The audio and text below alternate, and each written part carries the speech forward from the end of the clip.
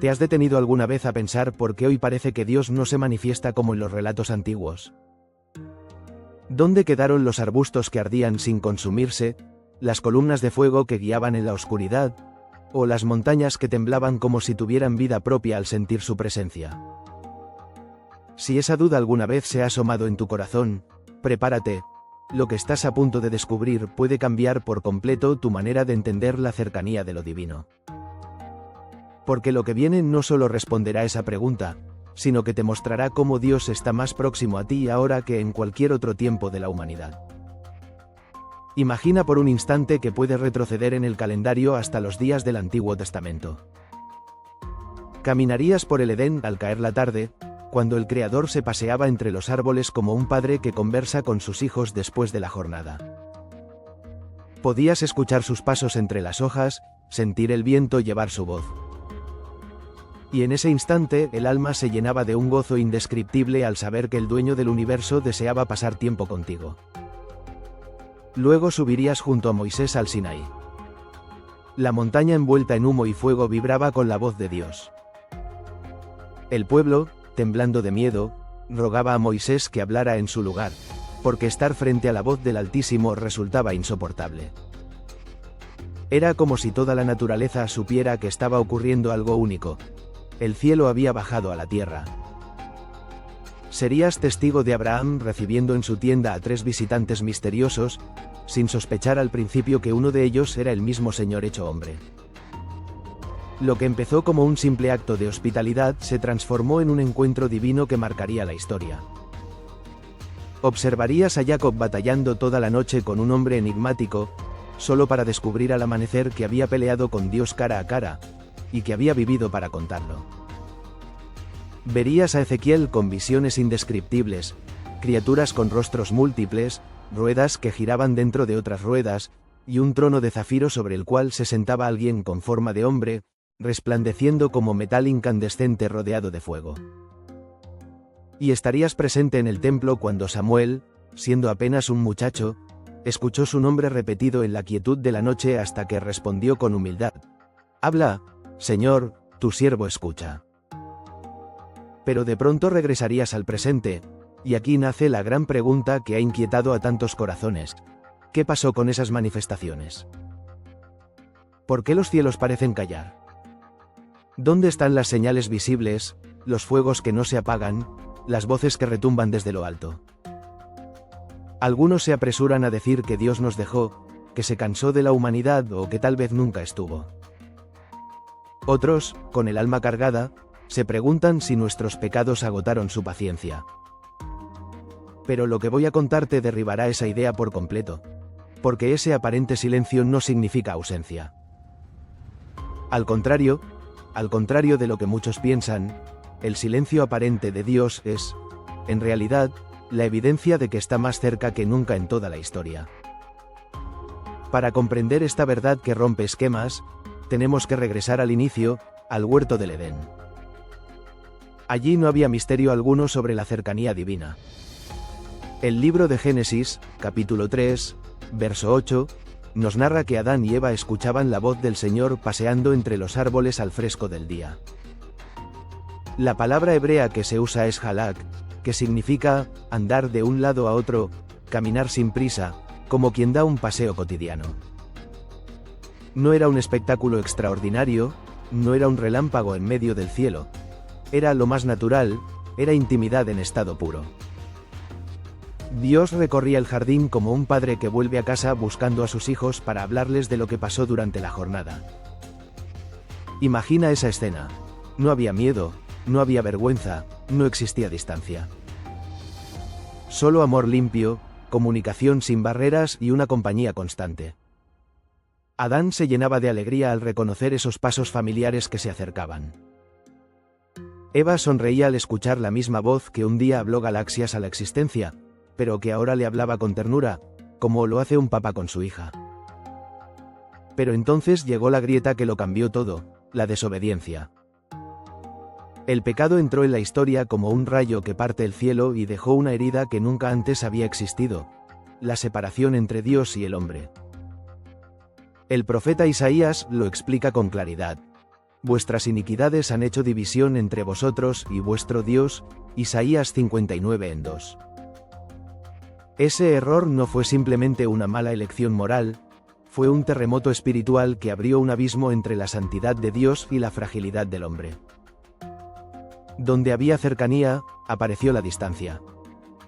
Donde reinaba la confianza, nació el temor. Por primera vez en la historia, la criatura se escondió de su creador. Adán y Eva, que antes corrían hacia él, ahora huían de su voz. Y aquí viene el detalle que muchos no alcanzan a entender: Dios no los abandonó. Al contrario, salió a buscarlos. Su pregunta, ¿dónde estás?, no era porque no supiera su escondite, era el clamor de un padre que invita al hijo a regresar, un llamado al arrepentimiento. Sabía exactamente dónde estaban, pero quería que ellos eligieran responder a su amor.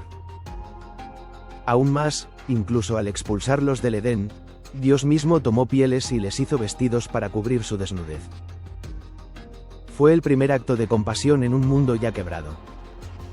Un gesto sencillo, pero cargado de significado.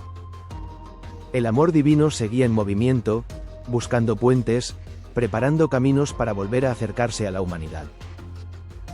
Ese momento, en apariencia tan pequeño, revela el corazón de un padre que jamás abandona a sus hijos, sin importar lo lejos que se hayan ido. Y es justo aquí donde se empieza a dibujar el patrón de las manifestaciones divinas en toda la historia bíblica. No eran simples demostraciones de poder, sino expresiones intencionadas de un Dios que nunca dejó de buscar cercanía. Las manifestaciones de Dios en la historia no fueron caprichos, ni juegos de poder para impresionar a la humanidad. Fueron gestos calculados, llenos de amor, intentos insistentes de tender puentes entre el cielo y la tierra a pesar de la muralla levantada por el pecado. Cada teofanía, esas manifestaciones visibles y tangibles de una deidad o lo divino ante un ser humano, eran actos y representaciones de humildad divina, el eterno que habita en luz imposible de mirar, el infinito que ningún ojo humano puede soportar, decidiendo mostrarse en formas que la humanidad rota pudiera entender y resistir. Era como si un sol abrasador se filtrara por una cortina delgada, dejando entrar suficiente luz para guiar, pero no tanta como para consumir. El mismo libro del Éxodo lo dice sin rodeos: no podrás ver mi rostro, porque no me verá hombre y vivirá, Éxodo 33:20. La herida abierta por el pecado hacía imposible volver a la intimidad del Edén. La santidad de Dios y la fragilidad humana ya no podían convivir como antes, sin consecuencias mortales. Pero observa lo extraordinario: en vez de desistir, Dios diseñó un plan a largo plazo. No renunció a su sueño de habitar con nosotros. Cada aparición era como una chispa en medio de la noche, un destello de esperanza que anunciaba: un día la barrera caerá, un día volveremos a caminar juntos, sin miedo, sin distancia, sin interrupciones. El Edén no fue solo el inicio de la humanidad, fue también el modelo del final que Dios siempre tuvo en mente: vivir con su creación en perfecta armonía. El pecado interrumpió la melodía, pero no pudo silenciar la canción de Dios. Él pudo haber dejado que la humanidad se hundiera en su destino, y sin embargo, lo que vemos en las páginas del Antiguo Testamento es todo lo contrario: un Dios que insiste, que busca maneras creativas de acercarse, como un padre que no se rinde con un hijo rebelde. Mira a Abraham, por ejemplo. En Génesis 18 narra una escena asombrosa y a la vez tan sencilla que casi pasa desapercibida: Dios mismo se le apareció bajo la encina de Mamre. 3 hombres llegaron hasta su tienda en el calor sofocante del día. 2 eran ángeles, pero el tercero era el Señor en forma humana. Y lo increíble no fue la espectacularidad, sino la naturalidad. Abraham les ofreció un banquete: pan recién hecho, carne tierna, leche fresca. Y allí, bajo la sombra de un árbol, conversaron como amigos. Hablaron de promesas imposibles: Sara tendría un hijo en su vejez, y también del juicio sobre Sodoma y Gomorra. Imagina el corazón de Abraham latiendo con fuerza mientras servía comida al mismo Dios del universo. La mezcla de asombro, respeto y gozo debió ser indescriptible. Sin embargo, incluso en esa cercanía había un límite invisible. Abraham reconoció con reverencia quién estaba ante él. Era intimidad, pero todavía no era la intimidad plena. Era un anticipo, una antesala, un recordatorio de que lo mejor aún estaba por venir. Abraham había experimentado cercanía, sí, pero no era la confianza despreocupada del Edén. Era proximidad con límites, relación contenida en un marco que la humanidad caída pudiera soportar. Y luego vino Jacob, con una experiencia aún más intensa. El Génesis cuenta que pasó toda una noche luchando con un extraño. No sabía quién era, pero algo en lo profundo de su alma le advertía que no debía rendirse. Con cada movimiento sentía cansancio, miedo, y a la vez una extraña determinación. Y al amanecer, la verdad se reveló: había estado luchando con Dios mismo.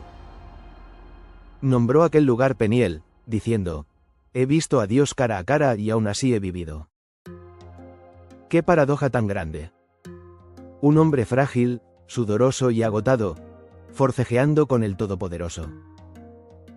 Pero sobrevivió no porque Dios fuera débil, sino porque él decidió contener su fuerza, bajar su intensidad, ajustar su poder para encontrarse con Jacob en su terreno. Era la grandeza divina autolimitada para crear un encuentro real con un ser humano. Y ese encuentro lo cambió todo.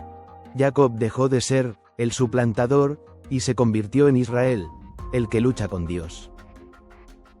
Moisés también conoció esta dinámica. La zarza ardiente fue solo la introducción. Lo verdaderamente impresionante ocurrió en el Sinaí.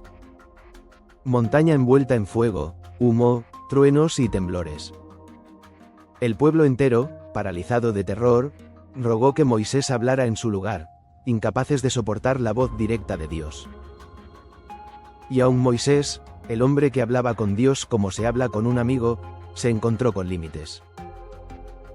Cuando pidió ver la gloria completa del Señor, recibió una respuesta firme: no podrás ver mi rostro y vivir. Así que Dios lo escondió en la grieta de una roca, lo cubrió con su mano y dejó que solo viera su espalda después de que su gloria pasara.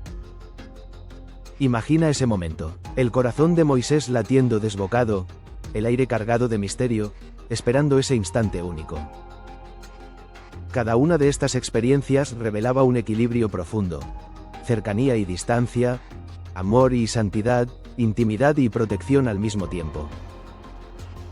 Dios deseaba estar cerca, pero su pureza infinita y la fragilidad humana pedían un cuidado extremo. Ezequiel quedó derribado como muerto al contemplar la gloria de Dios. Daniel perdió las fuerzas tras recibir visiones celestiales. Isaías, al ver al Señor en su templo, gritó aterrado: ¡ay de mí! Soy hombre de labios impuros. Ninguno de ellos exageraba, eran reacciones naturales de criaturas limitadas ante la presencia de lo infinito. Cada teofanía era como un fuego sagrado, un regalo, pero también un riesgo. Una bendición, y al mismo tiempo una prueba de resistencia espiritual. Sin embargo, había un patrón evidente: siempre era Dios quien daba el primer paso. Siempre era Él quien se acercaba, quien hallaba maneras de comunicarse a pesar de las barreras.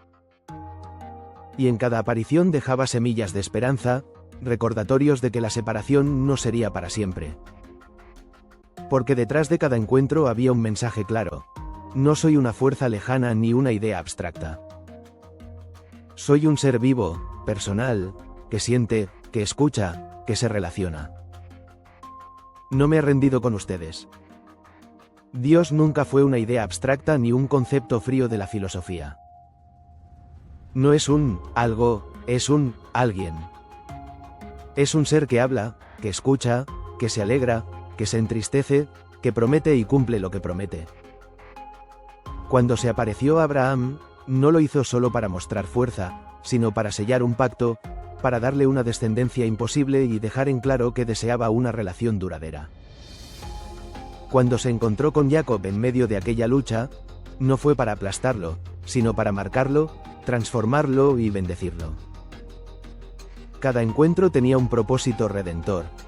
Eran piezas de un plan mayor, piezas de un rompecabezas que Dios estaba armando con paciencia infinita. Todas esas apariciones en el Antiguo Testamento eran más que simples milagros, eran señales, anticipos, ensayos de algo mucho más grande. Eran sombras que apuntaban hacia la teofanía suprema. Y entonces, lo que parecía imposible sucedió. El cielo se encarnó. La eternidad se metió dentro del tiempo. Lo inimaginable rompió la historia en dos. Juan lo escribió con palabras tan sencillas como poderosas. Y aquel verbo se hizo carne y habitó entre nosotros, Juan 1:14 de la madrugada. La palabra griega que usa es skene, que significa literalmente, plantó su tienda, armó su casa entre nosotros. Es decir, Dios no solo vino de visita, se mudó al vecindario. Ya no era una aparición fugaz, no era un fuego que brillaba por un momento y se apagaba. Era residencia permanente. Durante más de 30 años, Dios caminó sobre el polvo de Palestina. Sintió hambre y sed, se cansó bajo el sol, se conmovió hasta las lágrimas frente a la tumba de su amigo Lázaro, sudó gotas de sangre en Getsemaní, y soportó el dolor en una cruz. El infinito se hizo finito, el trascendente se volvió cercano, el eterno se metió dentro de nuestra frágil historia. Pero había una diferencia radical con todas las teofanías anteriores. En ellas, Dios tomaba forma humana de manera temporal. En Jesús, se volvió permanentemente humano, sin dejar de ser completamente Dios. Como dice Colosenses 2:9, en él habita corporalmente toda la plenitud de la deidad. Por primera vez desde el Edén, la humanidad podía mirar a Dios sin morir. Los niños corrían a sus brazos sin miedo. Las prostitutas se acercaban sin vergüenza. Los leprosos se atrevían a extender la mano y tocarlo. Aquella barrera imponente de la santidad divina había sido derribada por algo más poderoso, el amor encarnado. Ya no había que temer ser destruidos al acercarse a él, porque Dios mismo había venido a compartir nuestra piel. Juan, que lo acompañó durante 3 años, no se cansaba de repetirlo. Lo que hemos oído, lo que hemos visto con nuestros ojos, lo que contemplamos y palparon nuestras manos. No solo lo vieron, lo tocaron, lo abrazaron, durmieron junto a él, comieron a su lado. El Verbo eterno se volvió tan cercano como un hermano, tan real como un amigo. Pero no olvidemos algo. Jesús no vino únicamente a cortar la distancia. Vino a resolver la causa misma de esa distancia. Las teofanías antiguas eran como vendas sobre una herida abierta. Jesús vino como el médico que va más allá de la superficie y arranca la infección de raíz en la cruz. No solo cargó con los pecados de la humanidad, se hizo pecado por nosotros. Jesús no solo murió por los pecados de la humanidad. En un misterio que trasciende toda lógica, él mismo se convirtió en pecado para que nosotros pudiéramos ser declarados justos delante de Dios. Así lo explica 2 Corintios 5:21 de la madrugada.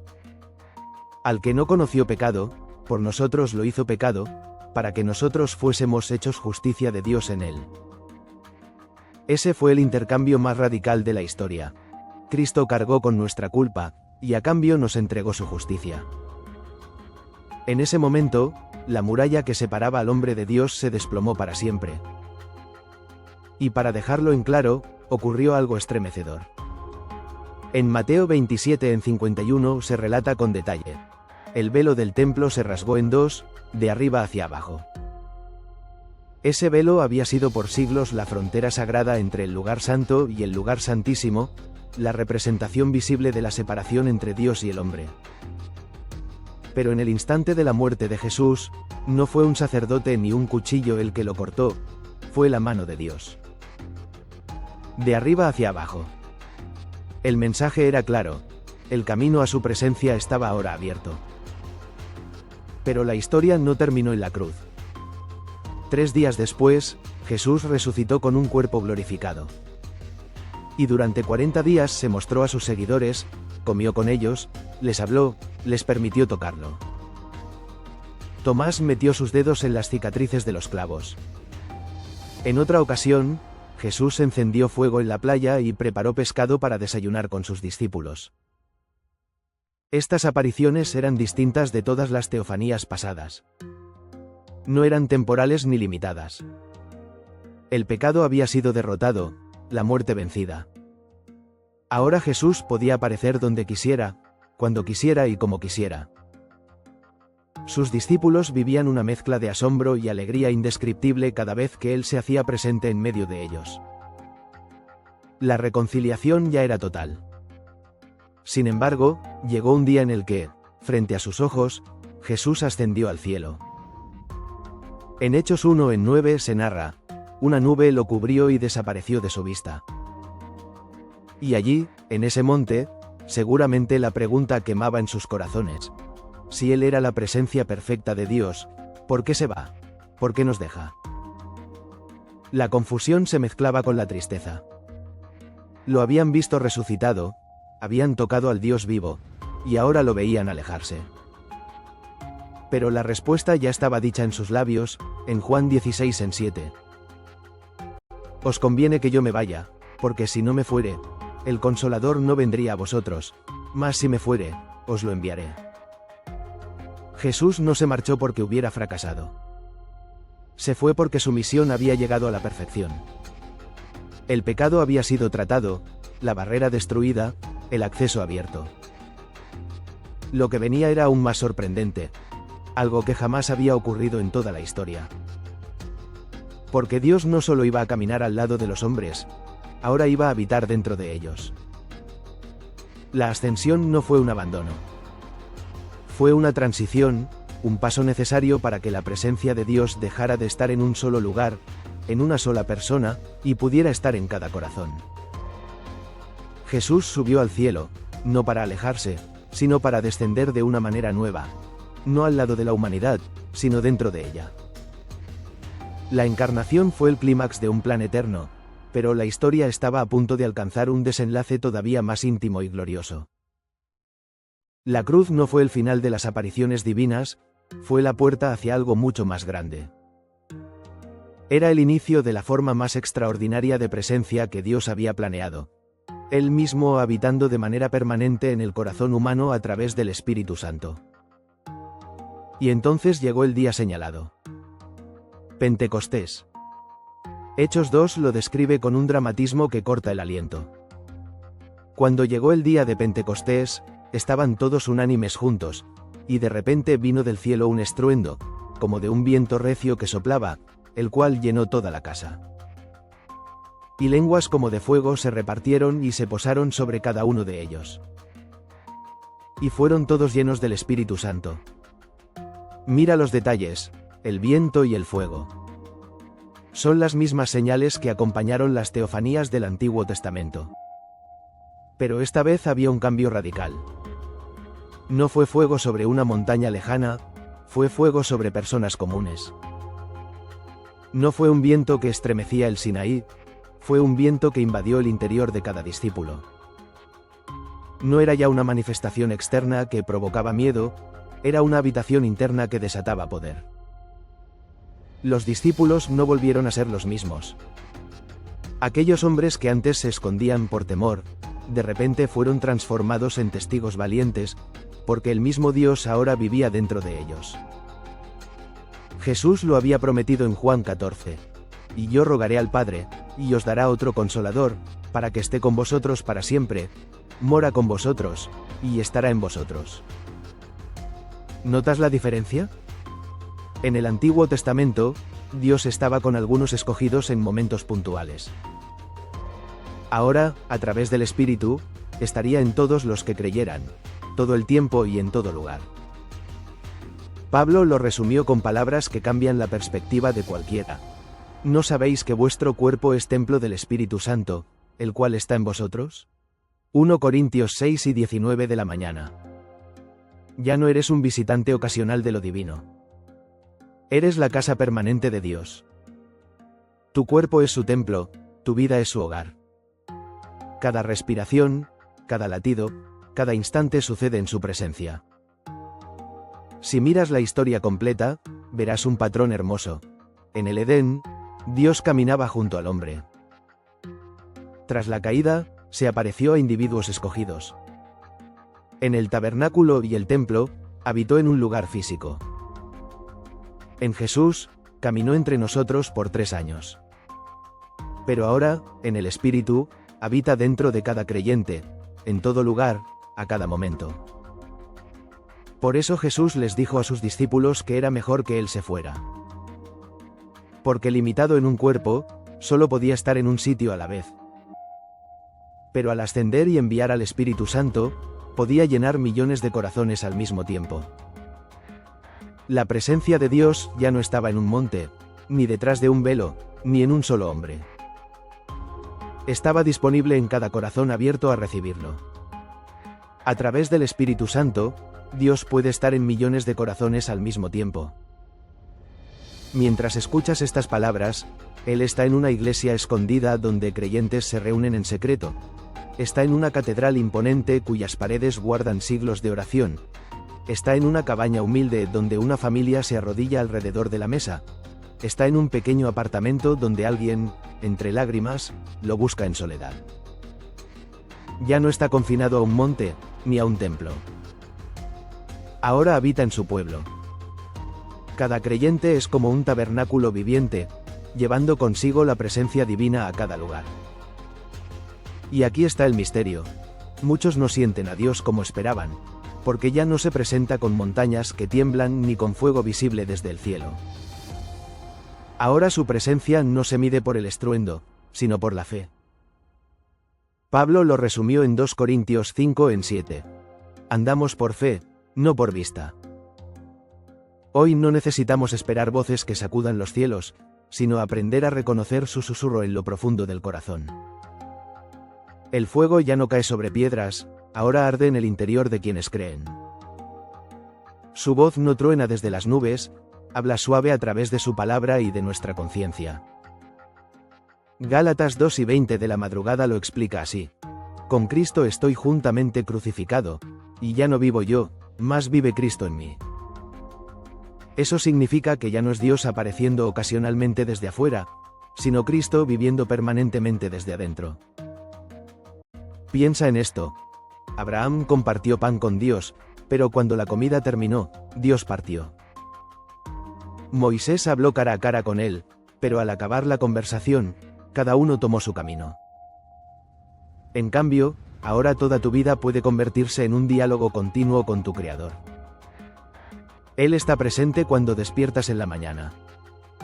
Camina contigo en tus rutinas. Te fortalece en los momentos de dolor. Te guía en las decisiones difíciles. Intercede cuando no encuentras palabras para orar. Y transforma tu carácter día tras día, de gloria en gloria. Esta es la gran revelación. Dios no dejó de aparecer, cambió la forma de hacerlo. Pasó de manifestaciones espectaculares y temporales a una presencia silenciosa y eterna dentro de ti. La verdadera pregunta no es por qué Dios parece callar, sino si tú eres capaz de reconocer que nunca ha estado tan cerca. En el Edén caminaba a tu lado, hoy, por el Espíritu, vive en tu interior. Ya no es un encuentro ocasional, sino una compañía constante. Él está más cerca que tu respiración, más íntimo que tus propios pensamientos, más real que todo lo que puedes ver con tus ojos.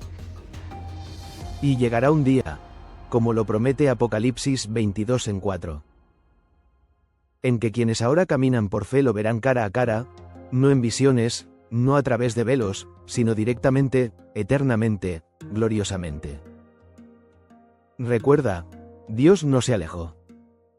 Se acercó más que nunca. Está en ti, contigo, y por ti. La elección es tuya. Puedes vivir reconociendo su presencia o dejar que la indiferencia te nuble los ojos. Si esta verdad tocó tu corazón y abrió tus ojos espirituales, te invito a quedarte con nosotros en este camino de fe. Suscríbete, activa las notificaciones y comparte tu experiencia. Porque tu testimonio puede inspirar a otros a descubrir que Dios no está distante, está más cerca que nunca.